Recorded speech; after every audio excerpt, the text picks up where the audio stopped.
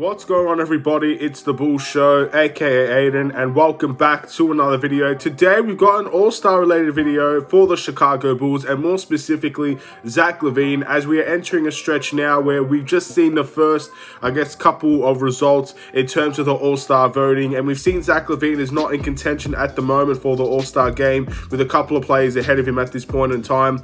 I guess the question is, can or should Zach LaVine be an all-star starter in this period? And can he prove that along the line for the Chicago Bulls? But before we get started, please like and subscribe to the Bulls Show, turn notifications on, and let me know in the comments below your thoughts about the current Chicago Bulls all-star voting. Do you think it is the correct at the moment? Do you think Zach LaVine should be coming off of the bench in the all-star game? Do you think Nikola Vucevic is someone that should be getting a lot more votes? Obviously, DeMar DeRozan leading the race in the all-star votes for guards in the Eastern Conference. Do you agree with that as well? We're going to get through all of that, ladies and gentlemen, in this video.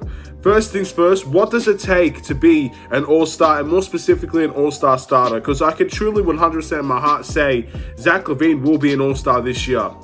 Whether it's coming off of the bench or starting, we know Zach LaVine's going to be there. We know he's going to at least be voted in by the coaches or by the fans to be in the All-Star game and to have and to be proven as an All-Star level player as he was last season. He's only taken steps up to improve from last season to this season as well in many ways. So obviously it takes improvement. It takes a lot of obviously amazing stats. It takes being one of the best players on your team. It takes, of course, looking at other opposition as well and seeing your stats compared to them. It obviously shows in winning record as well. If you have to have a winning record if you want to be, at least most cases, an all-star starter. And that makes a lot of sense for the Chicago Bulls as well. So the question is, can Zach LaVine fit all those categories? And do you think because of that, he should be an all-star starter? Looking at the winning record, I think it's fair to say that Zach LaVine is definitely worthy of being an all-star starter based on his winning record for the Chicago Bulls. Of course, Zach LaVine and DeMar DeRozan have been absolutely vital towards our winning season so far. They've both helped each other. They both work well together. And of course, with the team that we have, it's very hard for the Bulls not to win games this season. And we are first in the Eastern Conference for a reason. So of course, Zach LaVine plays a big part of that. And the whole team in general, just because I'm talking about Zach and DeMar doesn't mean I'm neglecting the whole team. The whole team is responsible for a big winning stretch that we currently are on and the winning record that we have. But of course, talking about Zach LaVine specifically, averaging 26.4 points per game, 4.9 rebounds, 4.2 assists, shooting 49% from the field and 41% from the three-point line, is almost boosted up in every single category, and we're on a winning team, ladies and gentlemen, right now. So he is having a very good season, arguably a top 10 MVP caliber season for him at the moment, and he's doing it in great fashion. So with Zach LaVine, definitely in terms of statistics and in terms of winning records, you could put him in the conversation to be an all-star starter. And that's definitely, I think, why many people are very shocked to see that Zach LaVine is currently on the bench if you're putting on votes for an all-star team. Now let's look at, I guess, the most important thing is looking at them with other players, looking at other players and seeing whether he matches up well with them or not. Because many people do have a lot of arguments in this category. Firstly, let's talk about Trae Young, ladies and gentlemen. Trae Young was, again, there were four people that ended up being ahead of Zach LaVine, or Zach LaVine was fourth and there were three people. Obviously, DeMar DeRozan. Again, we'll talk about James Harden and Trae Young. I don't really have any conversations or any arguments with DeMar DeRozan being ahead of Zach LaVine.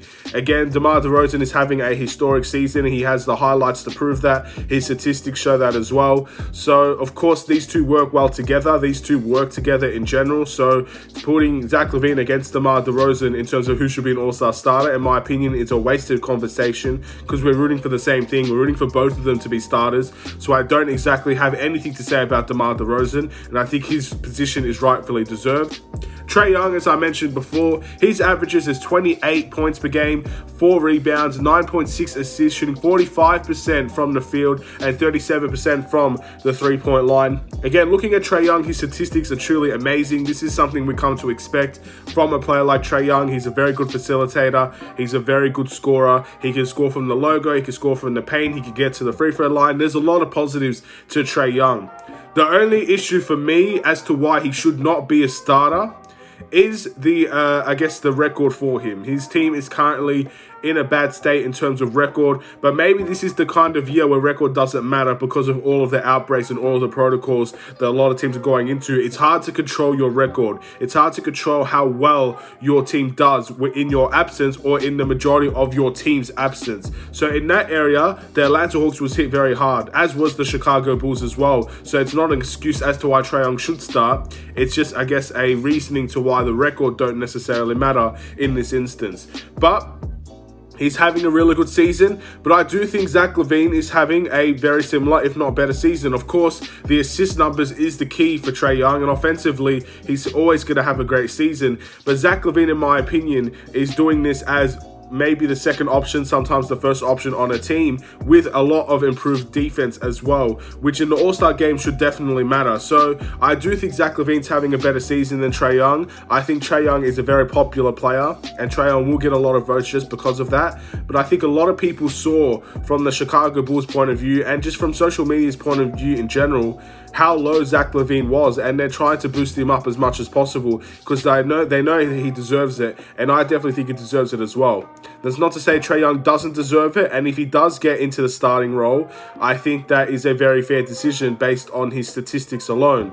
But if you're looking at everything, if you're looking at the record and you think the record matters, if you're looking at the overall play of his team, overall play of their season, I think Zach LaVine deserves it a little bit more than Trae Young, and that's why I think there should be a lot of boosted stats in that area. And looking at another player that did get more votes than Zach LaVine, James Harden.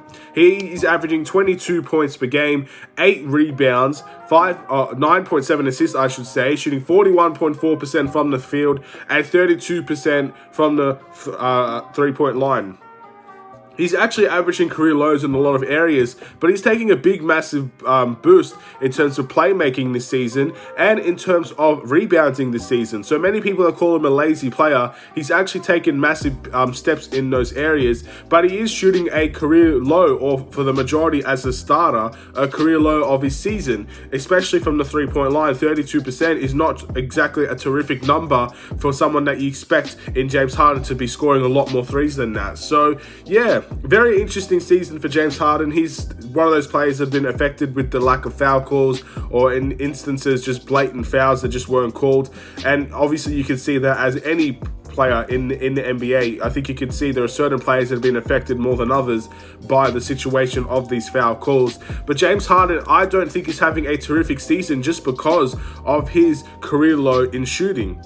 Maybe in terms of facilitating, he's been fantastic. Of course, the way the Brooklyn Nets play, he has a lot of responsibility to make plays for his team, and he does that very well. And he does have the winning record to prove that he can be an all-star this season. And he has the reputation around the league of being an all-star starter. So all of those things help James Harden to be an all-star starter. He's a really good player. He's one of the superstars in the league, in my opinion. He was an MVP a couple years ago. He's obviously having a down period now, but he's still working his way up in other areas to kind of fix the lack of scoring that he provides in many ways. Again, you don't see 22 points per game as a great scoring effort for James Harden every night.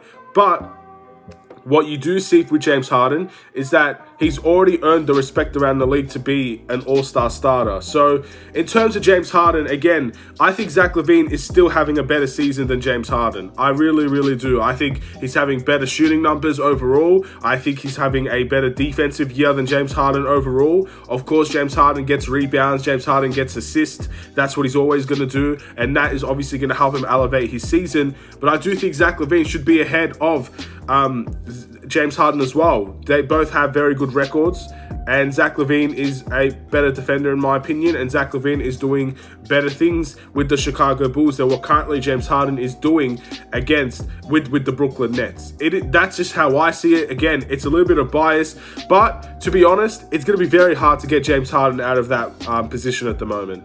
I honestly think in terms of should Zach LaVine deserve it, absolutely. Will Zach LaVine get it? I doubt Zach LaVine will be an all-star starter this year. It is going to be very hard for every Bulls fan to keep on retweeting and voting for Zach LaVine every single day. It's going to be extremely difficult to get James Harden out of that position because he has the reputation and he has the fan base, he has the following around the league to be an all-star starter. As much as we want to say that Zach LaVine deserves this and Zach LaVine deserves that, he definitely does deserve all these things. It's a fan vote at the end of the day. especially for the starters. So at the end of the day, they're going to vote for their favorites. They're going to vote for their best players. And James Harden has that reputation, and Zach LaVine is still building that reputation. Zach LaVine was an All-Star last year. He's only had one All-Star appearance. He doesn't have an All-NBA to his name. He hasn't been in MVP conversations.